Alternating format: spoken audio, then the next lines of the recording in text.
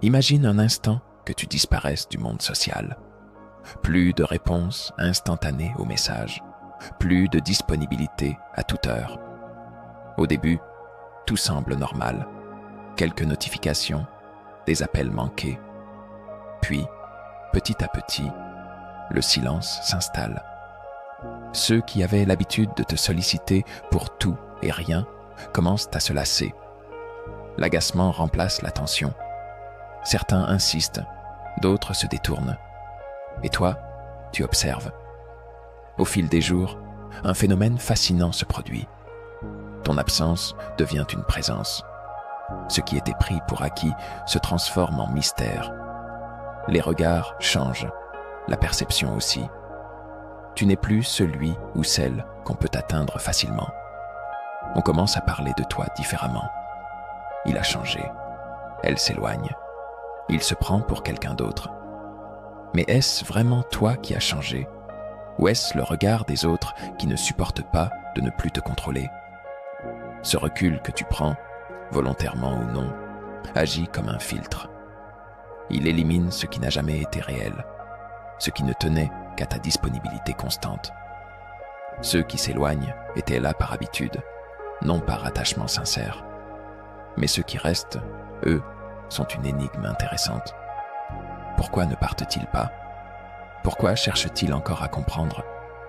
Il y a cette ancienne amie, celle qui ne t'a jamais vraiment écouté, mais qui t'écrivait par automatisme. Elle disparaît, comme si tu n'avais jamais existé. Il y a cet ami d'enfance, perdu de vue depuis des années, qui soudain ressurgit, intrigué par ton absence. Et puis, il y a cette personne que tu n'avais jamais vraiment remarquée, qui perçoit en toi quelque chose d'invisible pour les autres. Ce retrait social n'est pas un simple caprice. C'est une révélation. Il t'offre un miroir, un reflet dépourvu des distorsions imposées par la société. Loin du bruit, tu découvres ce que signifie vraiment être seul, et paradoxalement, ce que signifie réellement être entouré. Un phénomène curieux se produit lorsque tu deviens moins accessible. Les rôles s'inversent. Avant, tu étais celui qui courait après les autres, qui s'inquiétait des silences, qui envoyait ce message de relance après une réponse tardive. Maintenant, c'est l'inverse. Là où il y avait autrefois une attente insouciante, il y a désormais une tension silencieuse. L'absence provoque une forme d'inconfort chez les autres. Ils ne savent plus où te placer, comment interpréter ton silence. Tu remarques soudainement que ceux qui te répondaient avec désinvolture deviennent plus attentifs, que ceux qui t'ignoraient feignent un intérêt soudain. Une règle invisible se dévoile. Ce qui est rare devient précieux. Ce qui est trop présent devient banal. C'est une loi qui s'applique aux objets, aux opportunités et aux êtres humains. En devenant moins accessible, tu forces le monde à reconsidérer ta valeur. Et puis, il y a ceux qui ne supportent pas cette nouvelle dynamique. Ils tentent de t'attirer à nouveau dans leur jeu habituel. Certains deviennent insistants, envahissants, presque agressifs. Ils ne te cherchent pas par affection, mais parce que ton retrait a brisé une mécanique dont ils tiraient avantage. Ils t'accusaient d'indifférence, alors qu'avant, ils n'avaient jamais prêté attention à ta présence. Cette distance crée un espace que peu de personnes savent apprivoiser. Ceux qui restent sont différents. Ils ne remplissent pas le vide par des paroles inutiles. Ils n'ont pas besoin de confirmation constante.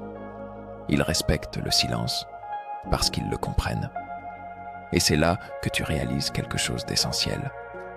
Ceux qui acceptent ton absence sont aussi ceux dont la présence a réellement du sens. À mesure que le silence s'impose, une transformation intérieure commence. Loin du bruit des sollicitations incessantes, loin des attentes et des obligations sociales, une chose devient évidente. L'espace que tu libères n'est pas vide, il est rempli de toi. Ce qui ressemblait à une fuite devient en réalité une quête. Au début, cette solitude a un goût étrange. Il y a cette envie presque réflexe de vérifier son téléphone, de chercher une distraction, d'attendre inconsciemment un signe du monde extérieur. Mais peu à peu, ce besoin s'efface. Tu n'attends plus une validation extérieure. Et c'est là que la véritable métamorphose commence. Ton regard sur le monde change. Ce qui semblait important hier, répondre vite, être toujours disponible, plaire à tout prix, perd de son sens. Tu commences à voir ce qui était invisible jusque-là, les nuances de tes pensées, l'écho de tes émotions, les désirs que tu avais mis de côté par peur de ne pas être compris. C'est comme si, pour la première fois, tu écoutais vraiment la voix qui résonne en toi. Et cette voix, que dit-elle? Au départ, elle est hésitante, remplie de doutes. Est-ce que j'ai bien fait? Est-ce que je suis en train de m'éloigner des autres ou de me rapprocher de moi-même? Mais au fil du temps, le doute laisse place à une certitude étrange, une confiance nouvelle. Tu commences à savourer ce que tu redoutais autrefois. Les moments où il ne se passe rien ne sont plus des instants d'ennui, mais des espaces de réflexion. Le silence n'est plus un vide à combler, mais un langage à décrypter. Et dans ce silence, tu découvres une vérité essentielle. Tu n'as jamais été aussi proche de toi-même. Puis, quelque chose d'inattendu se produit. En te détachant du bruit, en devenant inaccessible, tu découvres une forme d'indépendance qui dépasse tout ce que tu avais imaginé. Une liberté étrange, presque vertigineuse. Avant, ton bien-être dépendait inconsciemment des autres, de leurs réponses, de leur approbation, de leur présence rassurante. Maintenant, tu réalises que tout cela était une illusion. Un jour, tu sors marcher sans prévenir personne. Tu observes le monde autour de toi et pour la première fois, tu ressens pleinement l'instant. Il n'y a plus cette pression sourde d'être joignable, d'être connecté. Juste toi, face à la ville, la nature, les passants qui vont et viennent sans se soucier de ta présence ou de ton absence. Et pourtant, tu existes intensément. C'est à ce moment-là que tu comprends l'un des plus grands paradoxes de l'existence. Plus tu te détaches, plus tu es en contrôle. Avant, tu faisais tout pour maintenir des liens, parfois même au prix de ta propre paix. Maintenant, tu laisses les choses se faire naturellement. Ceux qui veulent vraiment être là trouvent un moyen. Ceux qui partent de leur propre gré te rendent service. Et c'est là que la véritable puissance de l'inaccessibilité se révèle.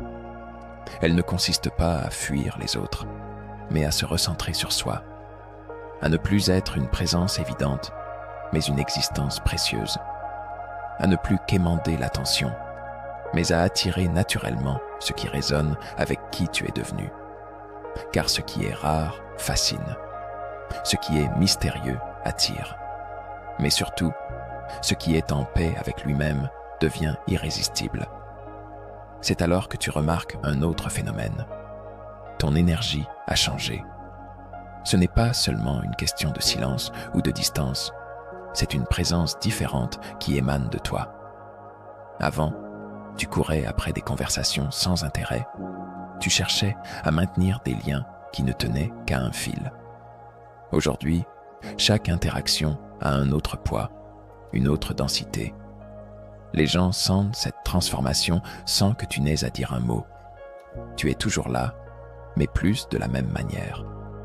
Certains essaient de comprendre, d'autres sont déconcertés. Tu es différent, disent-ils. Mais ce qu'ils perçoivent, ce n'est pas un changement soudain. C'est juste que, pour la première fois, tu n'es plus en train de jouer un rôle. Cette distance volontaire ne t'a pas rendu froid ou insensible, bien au contraire. Elle t'a permis de mieux comprendre la valeur des liens authentiques. Avant, tu donnais sans compter, souvent sans retour. Maintenant, tu choisis où et avec qui investir ton énergie. Tu n'es plus une présence acquise, mais une présence choisie. Et cette différence change tout. Les rares personnes qui restent à tes côtés ne cherchent pas à combler un vide. Elles respectent l'espace que tu t'es créé. Elles savent que tu n'es pas toujours disponible, mais que lorsque tu l'es, c'est pleinement. Il n'y a plus d'attente excessive, plus de pression inutile.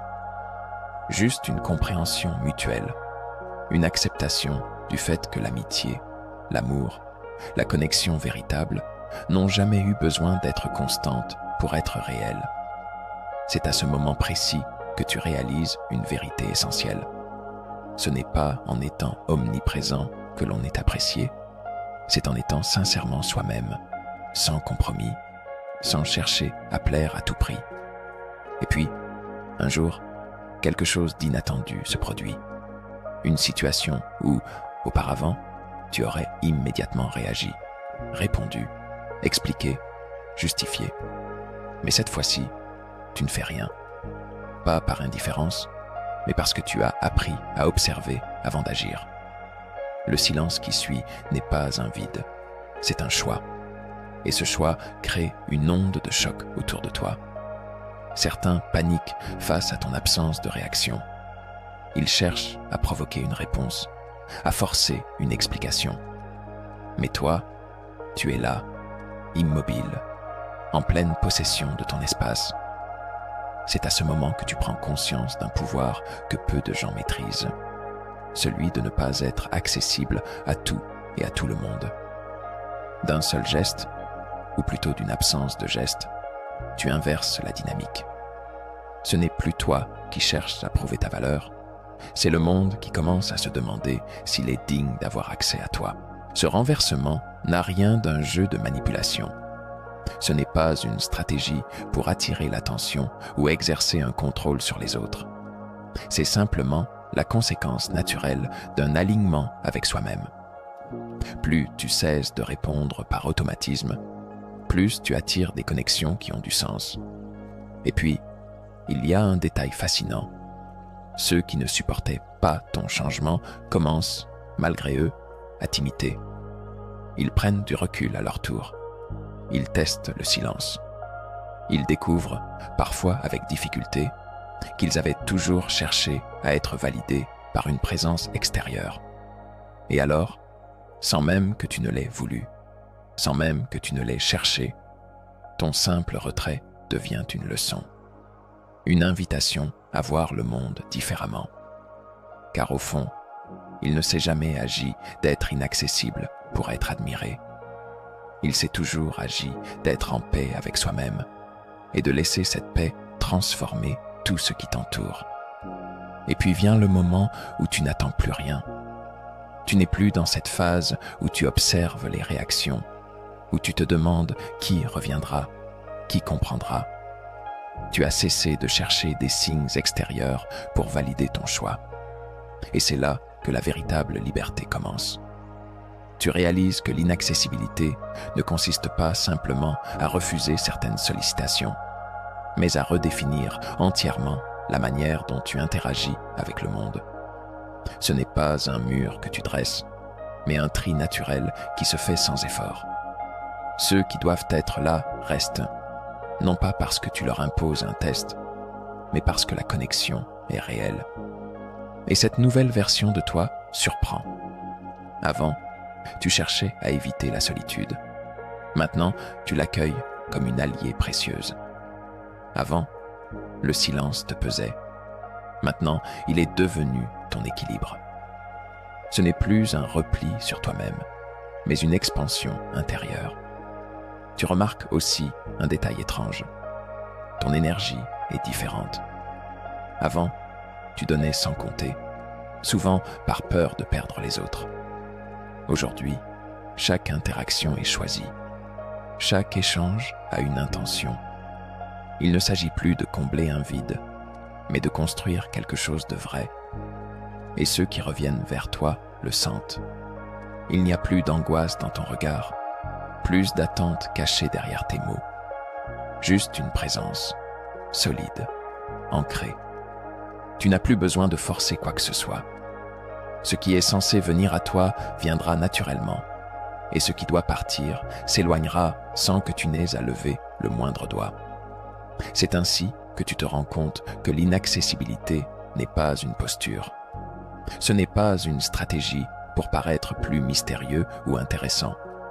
C'est un état d'esprit, une façon d'être qui, paradoxalement, ne te rend pas plus distant, mais plus authentique que jamais. Et alors que tu avances sur ce chemin, quelque chose d'encore plus profond se produit. Tu n'as plus seulement changé dans la perception des autres, tu t'es transformé dans ton essence même. Ce qui autrefois t'angoissait, l'attente d'un message, la peur de perdre une relation, le besoin d'être validé, a totalement disparu. À la place, il y a une sérénité que tu n'avais jamais connue. Tu n'es plus défini par les regards extérieurs. Tu ne ressens plus le besoin de plaire, d'être compris, d'être toujours disponible. Tu es simplement là, pleinement, sans justification. Et étrangement, cette absence d'effort fait de toi une personne encore plus magnétique. Les autres commencent à venir à toi pour une raison différente. Ce n'est plus parce que tu es toujours là quand ils en ont besoin, mais parce qu'ils ressentent quelque chose d'indéfinissable dans ton énergie. Une sorte de stabilité rare, une présence qui ne cherche ni à se prouver, ni à impressionner. C'est là que tu réalises que l'accessibilité constante n'a jamais été un signe de force, mais une forme de dépendance. Être disponible pour tout et tout le monde, c'était une manière de ne pas affronter le vide, de ne pas se retrouver face à soi-même. Mais maintenant que tu l'as fait, ce vide est devenu un espace infini, un lieu où tu peux enfin respirer, penser, exister pleinement. Et ceux qui sont restés à tes côtés, ceux qui ont compris cette évolution, ne sont pas là par habitude ou par confort. Ils sont là parce qu'ils ont eux aussi trouvé quelque chose d'authentique en toi. Une relation qui n'a pas besoin d'être nourrie chaque seconde pour être forte. Une connexion qui existe dans le silence autant que dans les mots. C'est ainsi que tu deviens une force tranquille. Pas parce que tu cherches à l'être, mais parce que tu as appris que la véritable valeur ne réside pas dans la quantité d'interactions, mais dans leur profondeur. Et plus tu acceptes cela, plus tu attires naturellement ce qui est aligné avec toi. Cette évolution, cette transformation silencieuse, ne se fait pas sans défi. Parfois, tu te surprends à douter. Est-ce que cette quête de solitude, ce retrait du monde social, n'est pas simplement une fuite? Est-ce que tu ne t'éloignes pas un peu trop de ceux qui t'ont toujours accompagné, même si ces relations étaient superficielles? Mais c'est justement dans ce doute que réside une réponse importante. La solitude n'est pas une fuite, elle est un retour vers soi. Elle n'est pas un isolement de l'âme, mais un espace pour la rééducation du cœur et de l'esprit. Les premières étapes sont les plus difficiles. Au début, tu te retrouves seul avec tes pensées, parfois inconfortables. L'absence de distraction, de bruits extérieurs, te force à confronter des aspects de toi-même que tu avais peut-être négligés. C'est dans ce silence que tu commences à entendre ce qui ne t'était jamais audible auparavant. Tes propres désirs, tes propres peurs et surtout ta propre vérité. Cette vérité n'est pas une révélation immédiate, mais une série de petits éclats qui se forment au fur et à mesure de cette introspection silencieuse. Peu à peu, tu t'aperçois que tu n'as plus besoin des autres pour te définir. Les autres, ceux qui restent ou ceux qui s'éloignent, n'ont plus le pouvoir de définir ta valeur. Ce n'est plus leur jugement qui façonne ton identité, mais la manière dont tu choisis d'être authentique dans ton silence. Ce silence, loin de t'isoler, te rapproche davantage de ce que tu es réellement. Loin du bruit de l'approbation sociale, tu t'ouvres à une forme de communication plus profonde, plus instinctive, qui dépasse les mots. C'est une forme de présence qui s'affirme dans l'espace, dans la manière dont tu es, plutôt que dans ce que tu dis. Et là, quelque chose de profond commence à se passer. Tu réalises que les relations que tu avais avant ton retrait étaient souvent basées sur des attentes mutuelles. Elles étaient un échange de présence, mais non de véritable connexion. Elles étaient soumises à une logique de réciprocité, où l'on se donnait pour recevoir. Mais maintenant, tu comprends que la véritable connexion ne nécessite pas cette équation. Elle se crée dans l'acceptation sans attente, dans l'espace laissé libre par la solitude choisie. Ainsi, tu deviens plus sélectif dans les relations que tu entretiens. Chaque rencontre devient plus significative, plus rare et donc plus précieuse. Ce n'est plus une quête de validation extérieure, mais un désir d'échanger avec ceux qui t'apportent quelque chose de réel. Ceux qui respectent ton espace, qui comprennent ton besoin de silence et qui sont capables de partager dans cette tranquillité. Les conversations ne sont plus superficielles. Elles sont nourries de sens et de respect mutuel. Les personnes qui restent, qui s'adaptent à ce nouvel espace de solitude, trouvent une place unique et irremplaçable dans ta vie. Les autres, ceux qui n'ont pas compris ce retrait, ceux qui t'ont accusé de te fermer ou de t'éloigner, commencent à se poser des questions. Peut-être se demandent-ils si leur propre vie est aussi superficielle que celle que tu leur as montrée. Peut-être qu'eux aussi ressentent le besoin de s'interroger sur la manière dont ils se connectent aux autres. Mais peu importe, car tu n'es plus là pour répondre à leurs attentes. Ce qui est essentiel, c'est que tu as trouvé ta propre paix, indépendamment des jugements extérieurs. Ce n'est pas un acte de rébellion, mais une simple réappropriation de toi-même. Au fil du temps, cette dynamique de retrait devient de plus en plus naturelle. Tu te rends compte qu'il n'est pas nécessaire de fuir ou de rejeter les autres pour trouver ton équilibre. Ce n'est pas un combat contre les autres, mais un respect de ton propre besoin d'espace et de silence. Et dans ce respect, une forme d'équilibre s'installe, où chaque relation devient un choix éclairé et non un fardeau imposé. En choisissant de ne plus répondre instantanément à chaque sollicitation, tu choisis également de mieux écouter. Et cet écart, ce silence, devient un moyen puissant de comprendre les autres.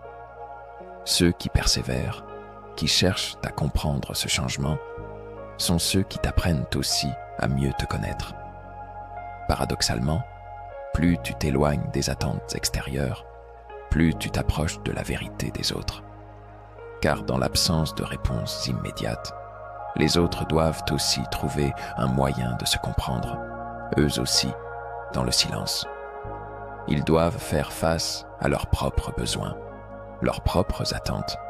Et dans cette confrontation, ils se transforment eux aussi. Le monde autour de toi change, lentement, mais sûrement. Il n'est plus le même qu'avant. Les relations ne se mesurent plus à la quantité, mais à la qualité. Les connexions authentiques, les échanges sincères sont plus rares, mais tellement plus précieux. Tu t'aperçois que la véritable richesse des relations ne réside pas dans leur fréquence, mais dans leur profondeur. Ce sont ces moments, ces rares moments où la connexion est totale, où les mots ne sont plus nécessaires, où l'être suffit à lui-même. Tu n'as plus besoin de te justifier, ni de chercher à plaire. L'inaccessibilité n'est plus un moyen de créer du mystère, mais une manière de redéfinir ce que signifie être soi-même. C'est un acte de pouvoir personnel, un choix conscient de te recentrer sur ce qui est véritablement important pour toi. Ce n'est pas une question d'être distant ou insensible, mais de choisir avec qui tu veux réellement partager ton temps et ton énergie. Plus tu choisis d'être en paix avec toi-même, plus tu attires des personnes qui partagent cette même paix. Et dans cette tranquillité partagée, une véritable connexion se forme. Finalement, tu te rends compte que l'inaccessibilité n'est pas une contrainte, mais une libération. En choisissant d'être pleinement présent avec toi-même, tu invites le monde à respecter ta tranquillité et à valoriser ce qui est véritablement essentiel. Une connexion sincère, un échange authentique et une paix intérieure que rien ne peut troubler.